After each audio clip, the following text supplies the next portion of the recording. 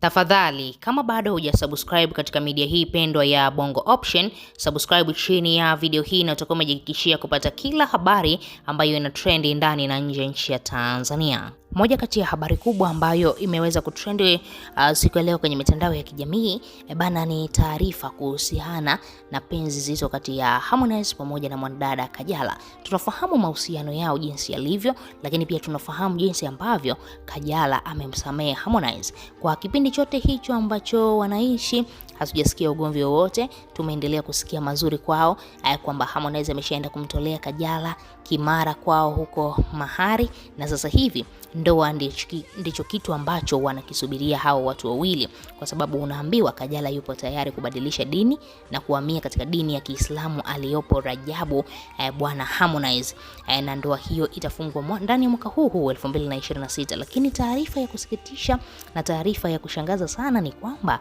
hili penzi unaambiwa limeingia mdudu, limeingia mchanga.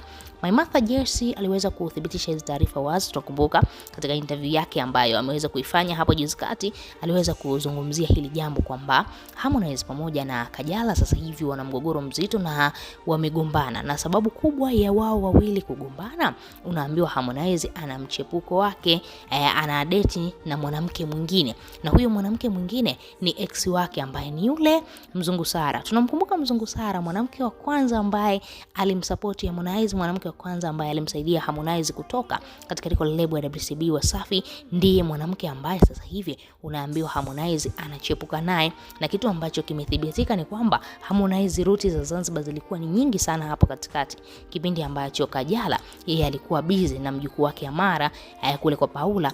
Unaambiwa Harmonize ruti za Zanzibar zikawa nyingi sana. Sasa Kajala katika kuchunguza akaja akagundua kwamba Harmonize kuna mwanamke ambaye anatoka naye. Kuja kuchunguza vizuri akaja akagundua Harmonize alikuwa anapasha viporo kwa ex wake Mzungu Sara. Na tunakumbuka waliachana na Mzungu Sara kwa ugomvi mkubwa sana.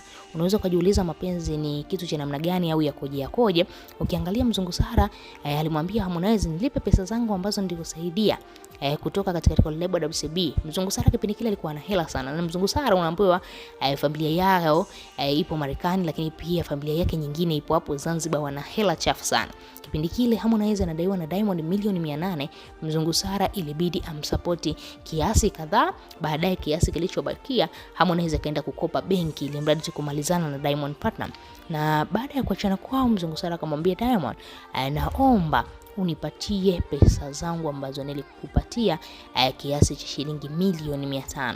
Na Harmonize alipambana akampatia Mzungu Sara. Baadaye Mzungu Sara akaamua kuchimba na 100. Lakini sasa hivi story ambayo ipo inasemekana Harmonize amerudiana kwa siri sana na Mzungu Sara, na wanaambiwa ni kilio kikubwa kwa Kajala, kwa sababu Kajala alitegemea mambo makubwa sana kutoka kwa msanii Harmonize, ikiwemo ndoa, kuoana, kufunga ndoa, kumzalia watoto na mambo kama hayo.